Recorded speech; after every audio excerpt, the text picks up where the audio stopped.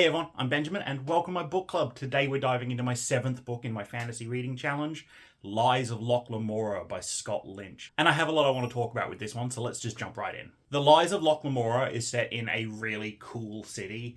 It's called ℙ𝕚𝕚. Quick aside, I'm going to mispronounce all the fantasy names here. I've accepted that, and so should you. ℙ𝕚𝕚 seems to be based kind of like on a Renaissance Enlightenment style Venice, with like a main river running through the middle of the city along with canals, and there's multiple different districts of the city, and in this city we follow the exploits of the titular character Locke Lamora, who for some reason until I started reading this book I didn't realize Locke Lamora was the name of a character in the book. I don't know what I thought the Lies of Locke Lamora was referring to. I thought maybe it was referring to a lock called Lamora, but I don't think that's how you spell lock, like the water lock. But anyway, we follow the titular character, Locke Lamora, and his band of thieves, the ℕ𝕚𝕚, as they plan and execute kind of a series of jobs and events throughout the city. The first thing I kind of want to bring up here is, in my ℕ𝕚𝕚 review, links up in the corner, I described ℕ𝕚𝕚 as a heist book, and I got a bit of knockback about that for telling me, ℕ𝕚𝕚's not really a heist book. For a heist story, you need to read The Lies of Locke Lamora. The Lies of Locke Lamora is certainly a book with a heist in it, but I'm not sure it's a heist story. Let me explain. I will agree that the heist in this book is more traditional than the heist in ℕ𝕚𝕚.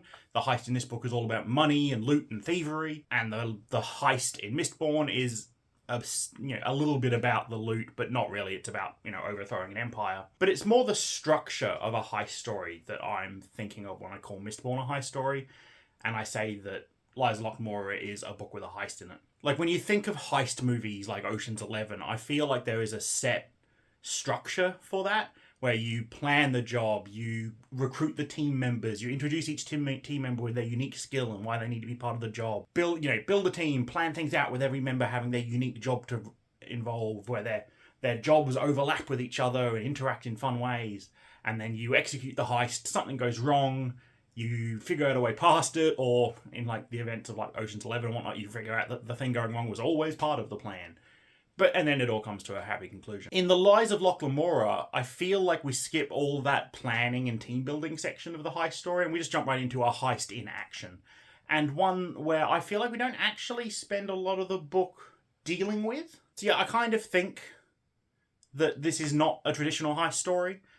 It is a story with a heist in it. Despite me not thinking it's a heist story, I love this book. I think it's fantastic. I do have some complaints, which I'll get to later, but first off, I just want to jump into the things I really liked.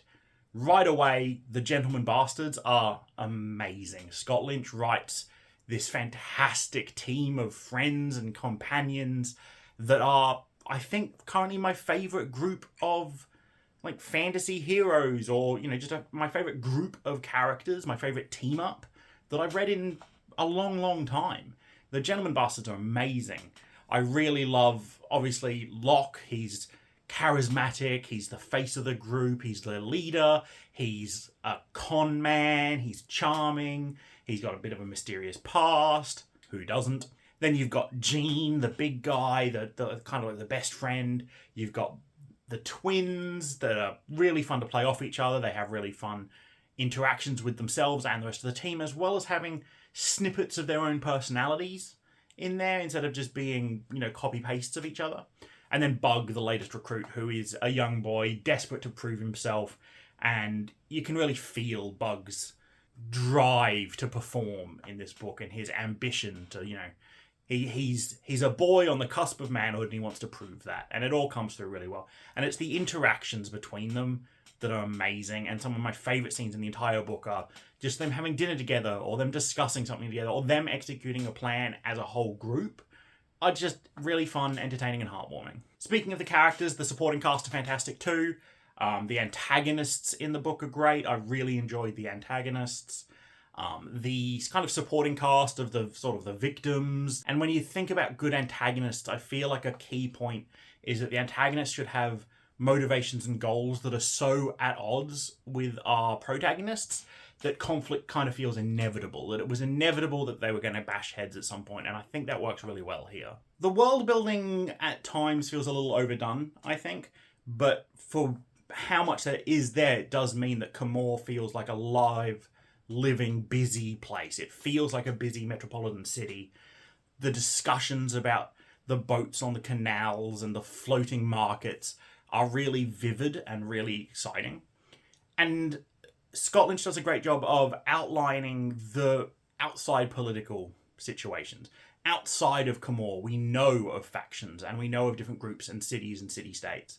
And we know that they're all plotting and maneuvering. And it really does feel like this book is just one story that is taking part in this world, rather than the world exists solely for this story, if that makes any sense. I think almost every character has their own agenda and their own life that it's obvious that they're leading, thanks to this world building. And it just all comes together to make it feel very satisfying. And of course, the heist itself, the plot, the plans and schemes are all fantastic.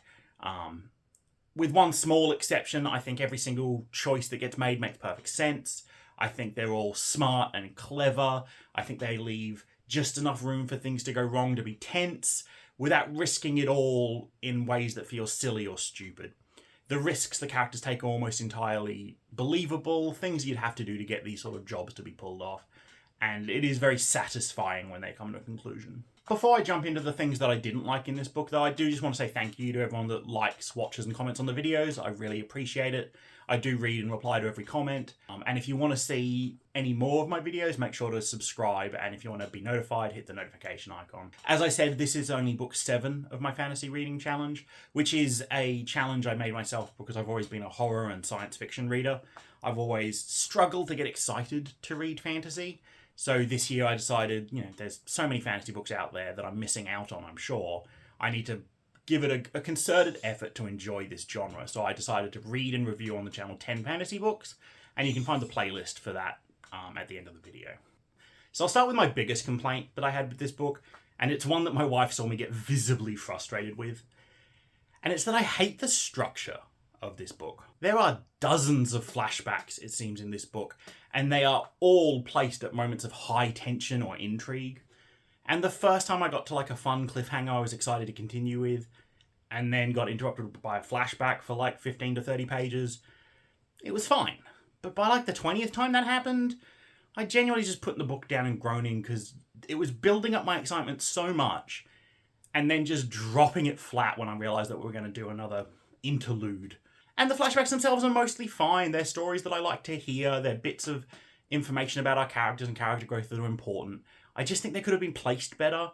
It's just by the time you've slammed the brakes on me for the 5th, 6th, 7th, 8th, 9th, 10th time, I'm just over it by then.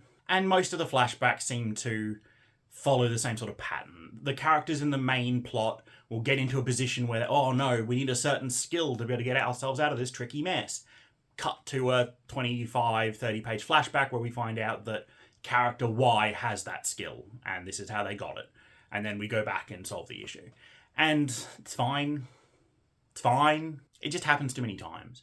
And when right at the climax of the book, we're pages from the end, and I turn the page and it's another goddamn flashback, I put the book down and I just went to sleep.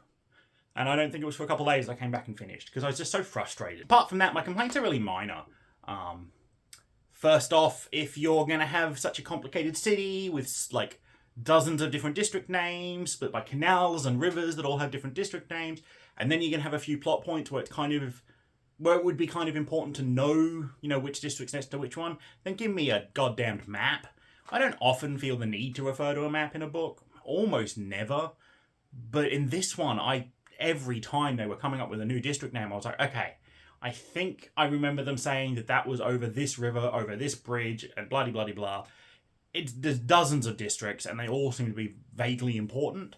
Even just a list of them at the start would have been appreciated. And along that same vein, in the first quarter or so of the book, all the different district names and city names and region names and countries and city-states was a bit of an overload for me. I'm just not used to reading fantasy, I suppose, but give me 10 place names. I can probably keep that in my mind. Give me 50, and I'm just glossing over them as I'm reading them now, and if they come up again, I'll consider them important. And finally, there's one trope at the end that I don't like. I'm not going to give away huge spoilers, I don't think, but I will put up a little spoiler warning here, jump to this timestamp for my final review. All I'm going to say here is that just for once, I'd kind of love a character that's been shown to be, maybe they're a good person, but who's been shown to be a little bit morally ambiguous, or even being shown to be bad. Just for once, I'd like that character when put in the obvious position that you see in all these books, where they have to choose between what they want and doing the right thing. I just love to see one of these characters pick the thing they want for once. It's so uninteresting, I feel, when a character gets put into these positions these days, because they're always just going to go do the right thing. And you know things are going to work out because they're the main character. So they're going to go do the right thing. They're going to go, save the princess or whatever, instead of getting the magic sword, and then they're probably still going to get the magic sword somehow anyway, or they're going to get to do what they want with the magic sword. And it's just, I don't know, I'm sick of it. I'd like to see one of these books where, a thief and a criminal just does the thing a thief and a criminal should do. The ending there kind of disappointed me. Welcome back, everybody. That being said, the ending was great. I did like the ending a lot. So, ignore everything I said there. I still enjoyed the ending. And look, quickly before we get to my final rating, I do just want to bring up the bingo board because this is another bingo book. If you don't know, I'm participating in Reddit's Fantasy Bingo competition for 2024. It's a year-long readathon with all these different reading prompts you've got to fill in, and I'm reading and reviewing books for every prompt. For this one, I get the alliterative title square along with hard mode for that one.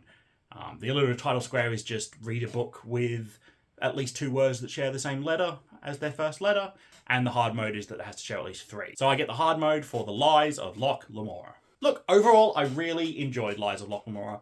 I'm not sure if I'm going to read the second book. I'd love to hear in the comments below from anyone that has. I love the idea of ships and stuff. I believe it's got a big pirate ship on the front, so that's really interesting. But I hear about the Lies of Locke Lamora as a book a lot. I almost never hear about it as a series. People tell you to read Wheel of Time. Hi, Dan. People don't really tell you to go read The Eye of the World. But people don't tell you to go read the Gentleman Bastard series. They tell you to go read The Lies of Locke Lamora. And I want to know why that is. Is it just not a popular book? Have people not read it? So yeah, let me know in the comments below if you think it's worth continuing. If you've read it, I'd love to know what you think. If you haven't read it, I'd love to know why. For this book, though, I'm giving it a 7 out of 10. It's a book that, at its core, is fantastic, but a few things nudged me a little bit, and then the structure of the book with the flashbacks just actually physically infuriated me, so I can't give it much higher than that. But overall, I really enjoyed it. A 7 out of 10 for the 7th book in my challenge. As for next, for the 8th book, I guess I have to try and find something that will be an 8 out of 10 to keep the pattern up. I think I'm going to read something that I'm looking for a bit more of a traditional fantasy book. I want dragons and orcs and stuff. I want a team of adventurers. So I think I'm leaning towards Kings of the Wild by 𝕤𝕚𝕚𝕚. It sounds really fun. It sounds like it's a good adventure. I often bounce off comedy books. So I'm a little bit worried that, I do know that humor's a large part of this book. So I'm a little bit worried that I'm going to bounce off it because of that. But I'm willing to give it a go because I think it does look really cool. Alright, thank you so much for watching, everyone. If you want to check out my other fantasy reviews, the playlist will be on screen now. If you want to pick up any of the books I talked about in today's video, there are links in the description below. And most of all, if you only do one thing, I'd love if you just remembered to keep reading.